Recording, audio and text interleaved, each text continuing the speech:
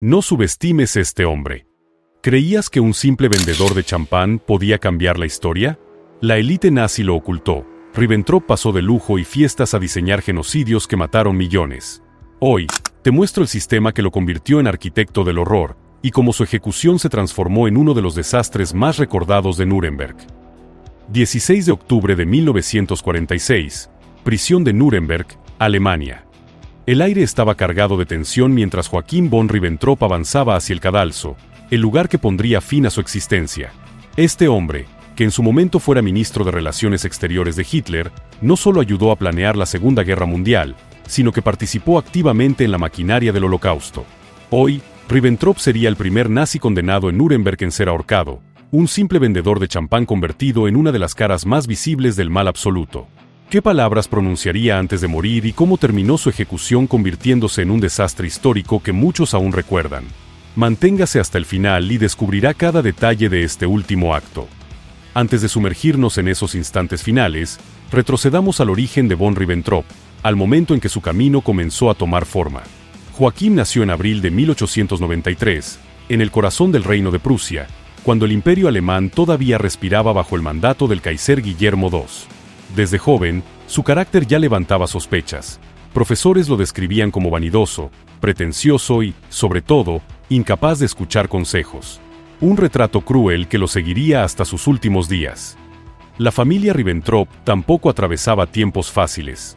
Su padre, un oficial del ejército prusiano, fue expulsado por difundir rumores sobre el emperador, perdiendo prestigio y sumiendo a la familia en serias dificultades económicas. Obligados a exiliarse en Suiza, Joachim comenzó su educación privada, donde desarrolló un dominio de idiomas que más tarde se convertiría en una de sus mayores armas. Pasó también un año en Inglaterra perfeccionando su inglés y tiempo en Francia, absorbiendo un mundo que admiraba, pero que jamás entendería del todo. A los 18 años, en 1911, inició su carrera como empleado administrativo en una empresa de importaciones en Londres. Pero su ambición era mayor. Pronto partió a Canadá, donde trabajó en la construcción mientras soñaba con un futuro grandioso. Sin embargo, la Primera Guerra Mundial cambió el rumbo de su vida. Regresó a Alemania y se alistó en el ejército imperial, combatiendo en trincheras del frente occidental y los campos del este europeo. Herido en combate y condecorado con la Cruz de Hierro, volvió a la vida civil tras la caída del imperio y se casó con Anna Elisabeth Ankel, hija de una influyente familia vinícola, lo que le abrió las puertas a la estabilidad social y económica que tanto ansiaba. Su talento para las negociaciones lo llevó a representar a la vinícola francesa Pommery en el Valle del Rin, donde su habilidad era tal que podía vender champán alemán al mismo precio que el francés, algo casi impensable en aquella época. Este reconocimiento llamó la atención de un hombre que cambiaría su destino, Adolf Hitler. En 1928, durante un encuentro aparentemente casual, Hitler fue presentado a Ribbentrop con las palabras: "Este es el hombre capaz de vender champán alemán como si fuera francés". Esa simple frase marcaría no solo su futuro, sino el de millones de personas en Europa. En mayo de 1932, se unió formalmente al partido nazi y comenzó su meteórico ascenso. Sin convicciones ideológicas profundas, Ribbentrop era un oportunista puro. Nunca antes había mostrado animosidad hacia los judíos. Su política era vaga, casi inexistente. Para veteranos del partido como Joseph Goebbels, su ascenso era artificial, comprado con dinero y astucia. Sin embargo, Ribbentrop poseía un arma secreta. Había conquistado la atención y confianza de Hitler. Su talento no residía en el análisis político, sino en la capacidad de agradar y amplificar la visión del Führer. Era el eco entusiasta de sus palabras, capaz de llevar cualquier idea al extremo. Se cuenta que si Hitler decía gris, Ribbentrop respondía negro, negro, negro, multiplicando siempre la radicalidad y convicción. Esta habilidad lo convirtió en el consejero perfecto, el hombre que decía sí y lo hacía sonar como un dogma. Así llegó al Ministerio de Relaciones Exteriores, liderando a casi 300 personas, organizando eventos, manipulando periodistas y cultivando la imagen de Hitler en el mundo. En 1936, fue nombrado embajador de Alemania en Londres. Su misión era evitar que el Reino Unido interfiriera en los planes expansionistas del Tercer Reich, aunque su falta de preparación diplomática era evidente. La ambición y la adulación lo habían llevado lejos, pero ¿sería suficiente para sostenerse en un mundo tan peligroso y traicionero? Los errores de Ribbentrop en Londres no solo eran diplomáticamente cuestionables, sino increíblemente absurdos. Imagina la escena. Saluda al rey Jorge con el saludo nazi, casi empujando al monarca que extendía la mano para un simple apretón formal. Ordena colocar guardias de las SS frente al palacio y recorre la ciudad en automóviles oficiales decorados con esvásticas, provocando sorpresa, incomodidad e incluso rechazo entre los británicos. Sin embargo, a pesar de estas provocaciones, llevaba una vida de lujo, asistía a fiestas de la nobleza, se hospedaba en hoteles exclusivos y se aseguraba de que todos notaran su estatus. Pero el aislamiento y el desprecio que enfrentaba comenzaron a transformarlo. Lo que empezó como frustración personal se convirtió en un resentimiento profundo hacia Inglaterra. ¿Podría alguien imaginar que este odio nacía entre lujos, bailes y errores tan ridículos? Fue en esta capital, entre ceremonias pomposas y humillaciones públicas, que Ribbentrop empezó a forjar su rencor, un resentimiento que daría forma decisiva a sus acciones futuras. El 4 de febrero de 1938 marcó un hito. Ribbentrop fue nombrado ministro de Relaciones Exteriores de Alemania, reemplazando al experimentado Konstantin von Neurath. Desde ese momento, la política exterior del Tercer Reich dio un giro radical, más agresiva, más ideológica y peligrosamente inclinada hacia la guerra. Para Hitler, su excentricidad y distracción eran irrelevantes. Lo que realmente importaba era su lealtad absoluta y su capacidad de transformar ideas extremas en acciones concretas. Su nombramiento no fue solo simbólico. Señalaba el inicio de una diplomacia diseñada no para mantener la paz, sino para preparar meticulosamente la guerra. Ribbentrop asumió ese rol con fervor. Negociaciones con Francia y Reino Unido, discursos calculados y apariencias cuidadosamente construidas escondían un objetivo mucho más oscuro: abrir el camino al expansionismo nazi. En agosto de 1939 protagonizó un episodio que asombraría al mundo: la firma del Pacto de No Agresión Germano-Soviético, conocido como Pacto Molotov-Ribbentrop. Dos enemigos irreconciliables, nazismo y comunismo, sellaban un acuerdo secreto para repartirse Polonia y otros territorios del este europeo. Ribbentrop, confiado, creía haber superado a Stalin y se regocijaba en lo que él llamaba una obra maestra diplomática. Pero, ¿cómo pudo un cálculo tan audaz transformarse en un error de consecuencias catastróficas? Cuando Hitler ordenó la invasión de Polonia el 1 de septiembre de 1939, Francia y Reino Unido respondieron de inmediato. Europa estaba otra vez al borde del abismo, y el orgullo de Ribbentrop se convirtió en vergüenza histórica. Aún así, Ribbentrop permaneció en el centro del aparato diplomático nazi, expandiendo la influencia del Reich, negociando con países neutrales, planeando divisiones territoriales y apoyando gobiernos títeres. Respaldó la creación del Estado Independiente de Croacia, un régimen brutal aliado de los nazis, y firmó el pacto tripartito con Japón e Italia, consolidando la expansión global del conflicto. Sus mentiras diplomáticas, como asegurar a Molotov que el eje no amenazaba a la Unión Soviética, costaron millones de vidas. A pesar del desprecio de líderes extranjeros e incluso de aliados como Mussolini, Ribbentrop mantenía la confianza inquebrantable de Hitler. La ironía es que, incluso como arquitecto del pacto con Stalin, se opuso brevemente a su ruptura. Sin embargo, pronto volvió a su papel habitual: repetir los discursos del Führer, justificar invasiones y colaborar con las SS en la implementación de políticas que se convertirían en instrumentos del Holocausto. No fue solo como diplomático de guerra que Ribbentrop dejó su huella, sino como cómplice directo de uno de los crímenes más atroces de la humanidad, la maquinaria burocrática del exterminio, que él administraba con la misma frialdad con que firmaba acuerdos, tratando la muerte de millones como una simple cuestión técnica. Siempre con la fría distancia de quien no quiere ensuciarse las manos, pero sin importarle la sangre que fluía por sus decisiones. Solo una vez mostró un atisbo de vacilación: intentó posponer algunas deportaciones, no por compasión, sino probablemente por cálculos políticos.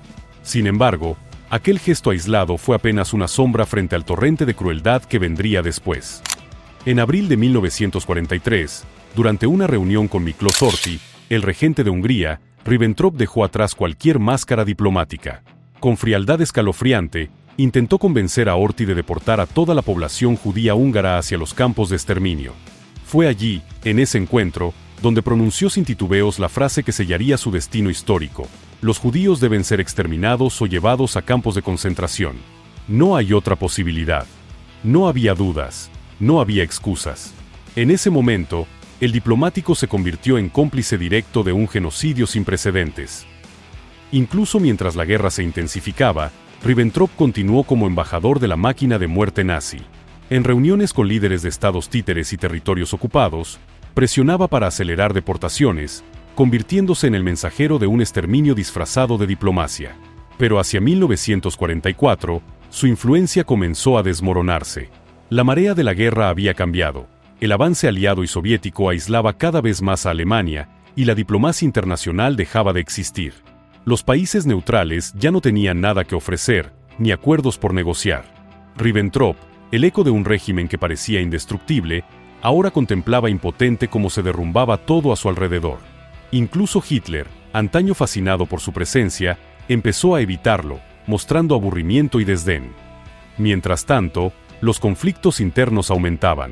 Su arrogancia, antes tolerable, ahora irritaba profundamente a la cúpula nazi.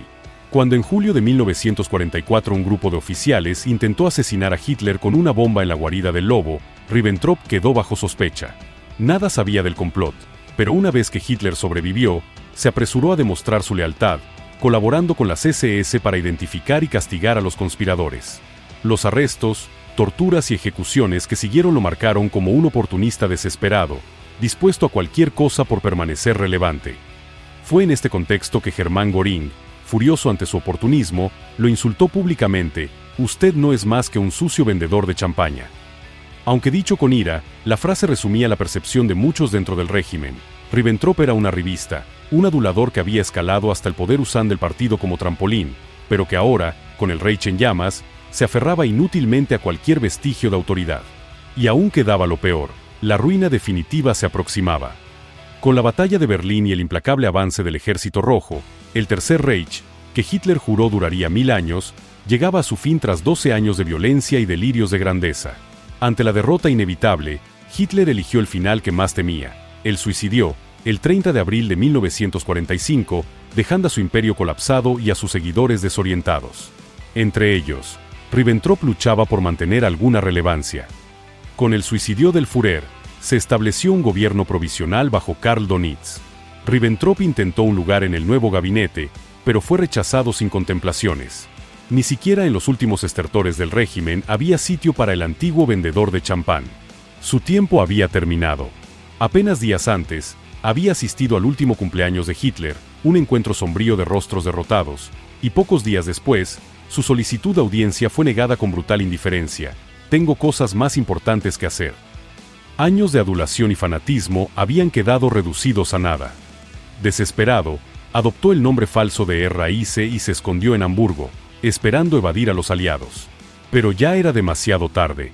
¿Cómo podría escapar a alguien que había sido tan visible en el epicentro del mal nazi? Alemania se había rendido. El rugido de la guerra se apagaba, pero comenzaba una nueva cacería, la de los hombres que habían desatado el infierno sobre el mundo. Entre ellos, Joachim von Ribbentrop, el diplomático que había convertido la palabra en arma y la diplomacia en máscara del exterminio. Fue capturado no por un ejército, sino por un ciudadano francés que cooperaba con el SAS belga. Cuando lo encontraron, llevaba un documento insólito, una carta escrita de su puño y letra, dirigida nada menos que a Winston Churchill. En ella, deliraba sobre política internacional y ofrecía una justificación patética de sus crímenes, como si aún creyera que el mundo lo vería como un gran estratega, y no como lo que realmente era, un cómplice del horror.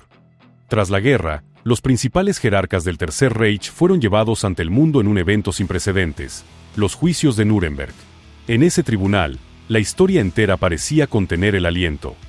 Ribbentrop fue acusado de 4 crímenes monumentales: crímenes contra la paz, crímenes de guerra, crímenes contra la humanidad y la planificación deliberada de una guerra de agresión. Las pruebas eran devastadoras. Los jueces concluyeron que no solo conocía la solución final, sino que participó activamente en su ejecución. Su ministerio coordinaba deportaciones masivas con gobiernos aliados o estados títeres, acelerando el envío de millones de judíos hacia los campos de exterminio. No era un engranaje más, era parte esencial del mecanismo. También se le atribuyó responsabilidad en la anexión de Austria y en las invasiones de Checoslovaquia y Polonia, las piezas que encendieron la mecha de la guerra. Encubrió atrocidades, justificó asesinatos de pilotos aliados y defendió sin remordimiento los actos más inhumanos del régimen. Cuando llegó el momento de hablar, intentó transformarse en víctima. Alegó que no decidía nada, que Hitler lo había manipulado, que solo obedecía órdenes. Pero los documentos y testigos lo desmentían en cada palabra. Su firma estaba en los acuerdos, su rostro en las reuniones, su voz entre las que impulsaban el genocidio. Y entonces ocurrió uno de los momentos más escalofriantes del juicio. Ante la condena inminente, Ribbentrop no mostró arrepentimiento. Miró a los jueces y declaró: «Con todo lo que sé, si Hitler entrara en esta celda ahora y me pidiera hacer algo, todavía lo haría». Una frase helada, reveladora. Ni la derrota, ni los cadáveres, ni el peso del mundo sobre su conciencia lograron quebrar su fanatismo. En su defensa final intentó reescribir su historia, proclamando que había pasado 20 años buscando la paz entre Alemania, Francia y el Reino Unido. Pero sus palabras se estrellaron contra una evidencia imposible de borrar. El tribunal dictó sentencia: Joachim von Ribbentrop sería ahorcado. Y lo más inquietante no fue su caída, sino el hecho de que murió convencido de tener razón. El destino, sin embargo, le tenía preparada una última ironía. No debía ser el primero en subir al cadalso. Ese lugar correspondía a Hermann Göring. Pero el antiguo mariscal del Reich, fiel a su arrogancia, se suicidó con una cápsula de cianuro horas antes de la ejecución, escapando de la vergüenza pública.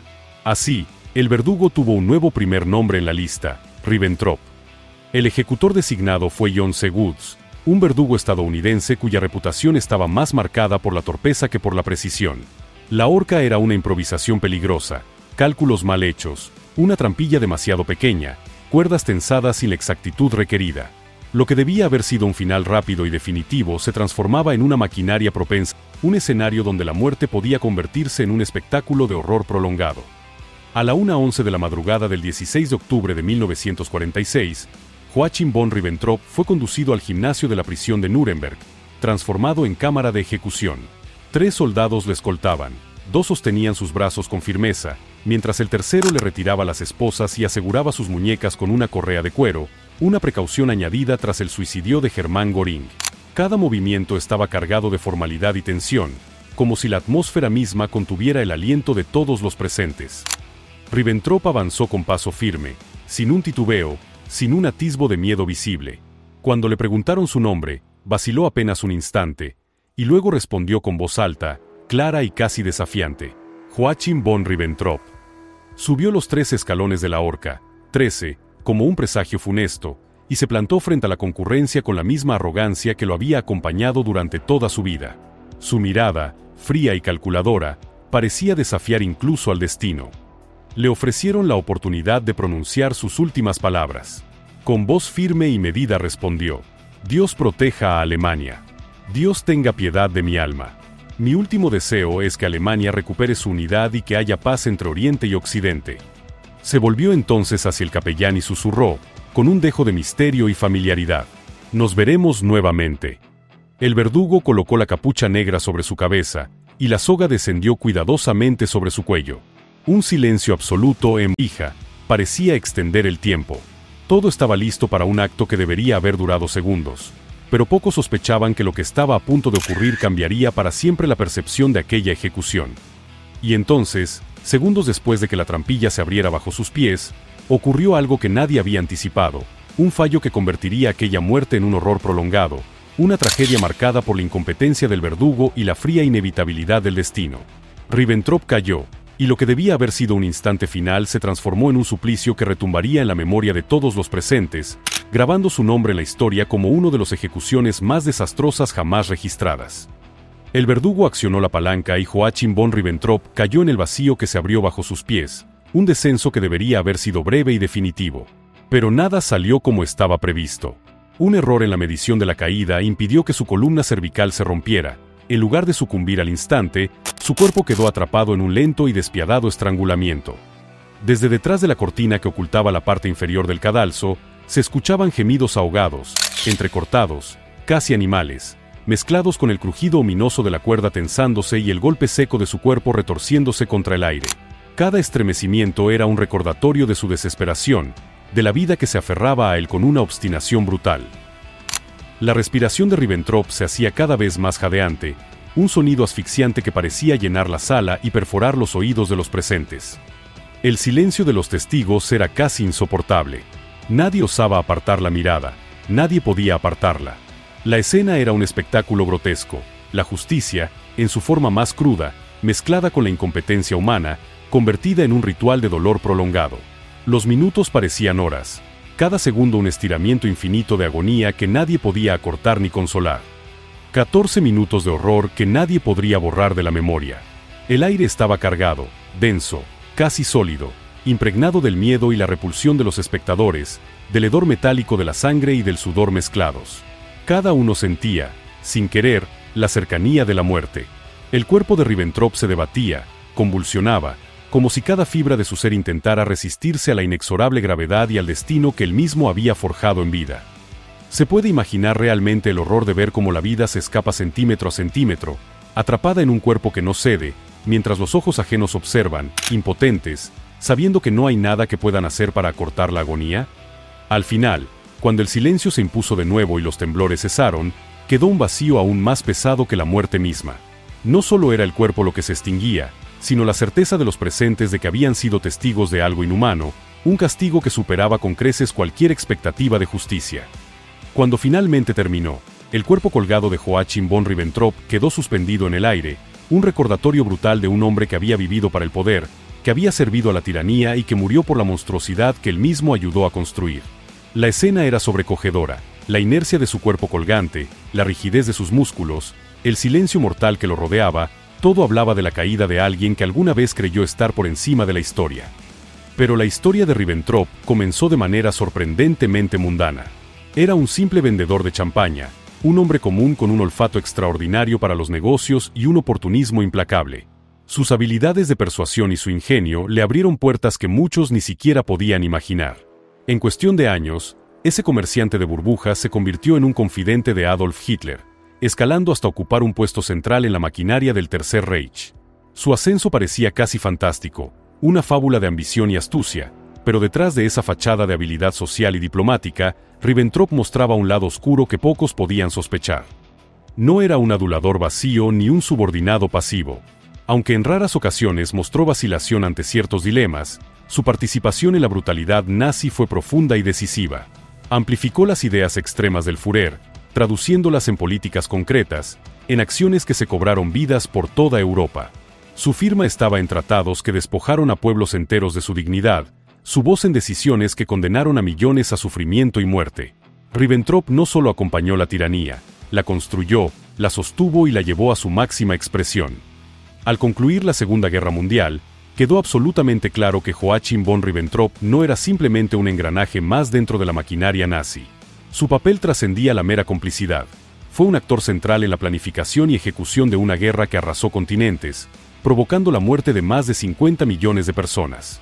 Cada decisión que tomó, cada acuerdo firmado, cada manipulación diplomática, había contribuido directamente al sufrimiento de millones.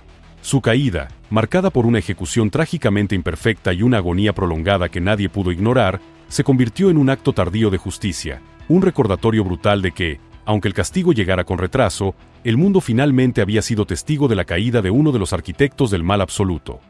La vida de Ribbentrop deja una lección que resuena a través del tiempo. La ambición cinética tiene el poder de deformar incluso a las personas más comunes, convirtiéndolas en instrumentos de destrucción y horror. De un vendedor de champán con habilidades sociales y oportunidades limitadas, surgió un criminal de guerra extraordinariamente eficaz, capaz de manipular la diplomacia, seducir al poder y ejecutar políticas que condenaron a millones. Su historia no es solo la de un hombre que traicionó su propia humanidad, es un aviso para la humanidad, una evidencia de cómo la búsqueda desenfrenada del poder puede corroer la moral y arrastrar al mundo entero hacia la devastación. ¿Te habías imaginado alguna vez que alguien tan aparentemente ordinario pudiera convertirse en una figura tan central del horror nazi? Y ahora, continuamos con otro protagonista del nazismo, no te lo pierdas. Hermann Wilhelm Göring, Rosenheim, 12 de enero de 1893 Nuremberg, 15 de octubre de 1946, fue un militar, aviador y político alemán, célebre como comandante de la Luftwaffe y uno de los principales responsables del régimen nazi. Como piloto en la Primera Guerra Mundial, alcanzó renombre y recibió la medalla por le Mérite, llegando a liderar la Jagdgeschwader y la legendaria unidad de caza que había comandado Manfred von Richthofen, el Barón Rojo. Se unió al Partido Nacionalsocialista Obrero Alemán, NSDAP, en 1922, y durante el fallido putsch de la cervecería en 1923 resultó herido, lo que derivó en una adicción a la morfina que lo acompañó toda su vida. Tras la llegada de Hitler al poder en 1933, se convirtió en ministro sin cartera, fundó la Gestapo con Heinrich Himmler al mando y comenzó a consolidar un poder casi absoluto dentro del Tercer Reich. En marzo de 1935 asumió el mando de la Luftwaffe, cargo que mantuvo hasta el final de la Segunda Guerra Mundial, y llegó a ser considerado el segundo hombre más influyente de Alemania, además de uno de los más acaudalados. Durante los años de apogeo del régimen, dirigió el Plan Cuatrienal, centralizando la economía para la guerra, y Hitler lo nombró su sucesor y representante en todas las instituciones del país. Tras la victoria sobre Francia, fue elevado al rango de Reichsmarschall, por encima de todos los demás comandantes de la Wehrmacht. Sin embargo, la guerra comenzó a erosionar su prestigio. La Luftwaffe no pudo proteger a las ciudades alemanas de los bombardeos aliados ni asegurar los suministros en Stalingrado. Gradualmente se alejó de la política y la estrategia militar, dedicándose al coleccionismo de propiedades y obras de arte, muchas de ellas robadas a víctimas judías. Cuando en abril de 1945 se enteró de que Hitler planeaba suicidarse, envió un telegrama solicitando asumir el control del Reich. Hitler lo consideró traición, lo destituyó, lo expulsó del partido y ordenó su arresto. Tras la derrota de Alemania, Göring fue juzgado en Nuremberg y condenado por conspiración, crímenes de guerra y crímenes contra la humanidad. Sentenciado a muerte, decidió suicidarse con cianuro pocas horas antes de su ejecución el 15 de octubre de 1946. Durante el primer año de la Primera Guerra Mundial, Hermann Göring sirvió en un regimiento de infantería estacionado en Mulhausen, un enclave estratégico apenas a 2 kilómetros de la frontera francesa. La constante exposición a la humedad de las trincheras le provocó reumatismo, obligándolo a ser hospitalizado. Mientras se recuperaba, su amigo Bruno Loerzer lo animó a explorar un camino distinto, unirse a lo que, en octubre de 1916, se transformaría en las Luftstreitkräfte, la fuerza aérea del ejército alemán. Su primera solicitud fue rechazada, pero poco después comenzó a volar como observador de Loerzer en el Feldfliegerabteilung 25, FFA-25, una decisión informal que le costó una breve condena de 3 semanas de confinamiento. Sin embargo, antes de que pudiera cumplirse la sanción, su colaboración con Loerzer se oficializó. Ambos fueron asignados al FFA-25 del Quinto Ejército del Príncipe Guillermo de Prusia, participando en misiones de reconocimiento y bombardeo que les valieron la Cruz de Hierro de primera clase por decisión del propio príncipe. Tras completar su entrenamiento como piloto, Göring se unió a la Hagstaffel 5. En un combate aéreo resultó gravemente herido en la cadera, lo que lo mantuvo fuera de acción durante casi un año.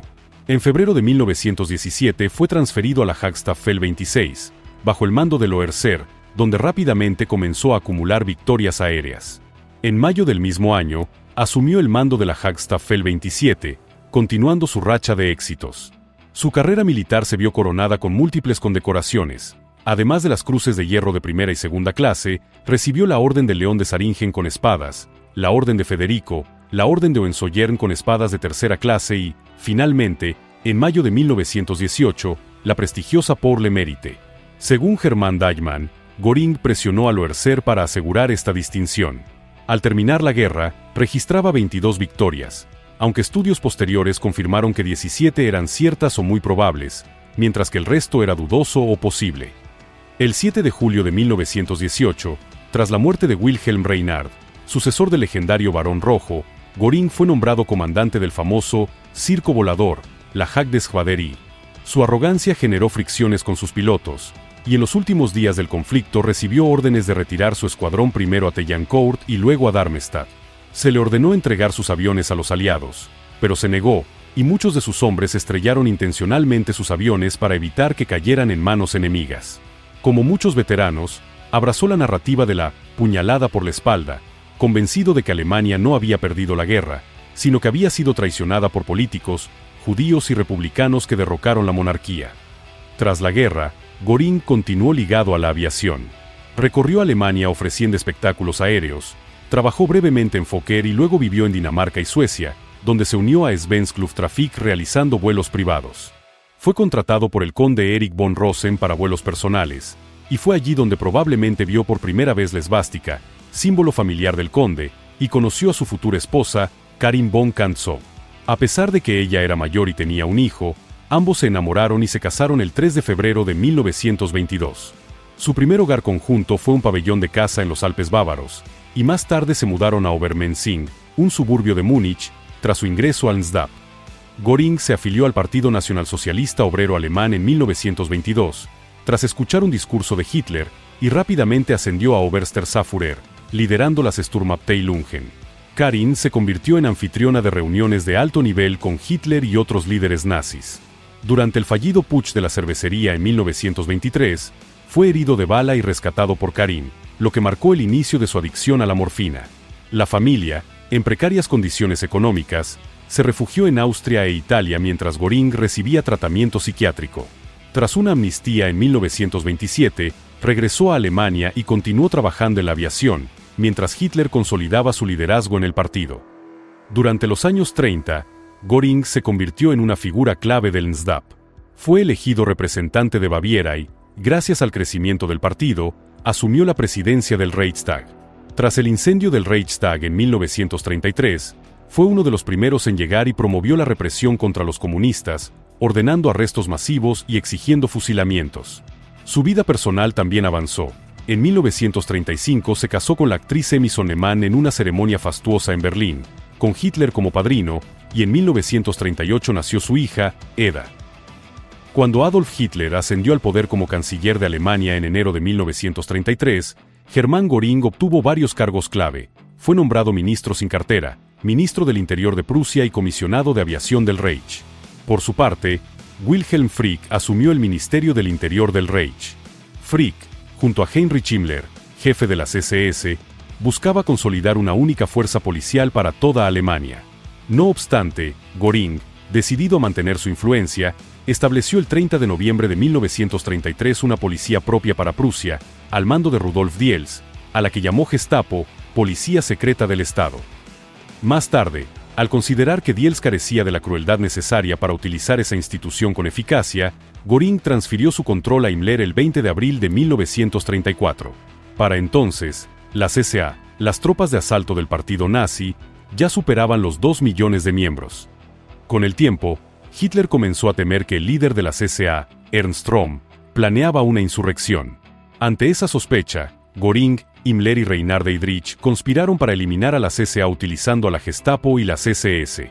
Cuando los rumores del operativo se filtraron, miles de hombres de las SA salieron a las calles el 29 de junio de 1934 en señal de protesta. Furioso, Hitler ordenó la detención inmediata de sus jefes. Röhm fue ejecutado en su celda tras negarse a suicidarse, y Göring personalmente revisó las listas de prisioneros, decidiendo quién debía ser fusilado. Cómo un piloto condecorado y carismático como Hermann Göring pasó de ser un héroe de guerra a uno de los principales artífices del ascenso nazi en Alemania. La trayectoria de Göring revela una transformación marcada por la ambición, el resentimiento y la búsqueda de poder. Su paso de los cielos de combate a los salones del poder nazi simboliza cómo muchos veteranos, desilusionados por la derrota y seducidos por las promesas de Hitler, contribuyeron al resurgimiento de un movimiento que llevaría a Europa al abismo. Si te gustó este contenido, te invitamos a suscribirte a nuestro canal, activar la campanita de notificaciones y darle me gusta a este video.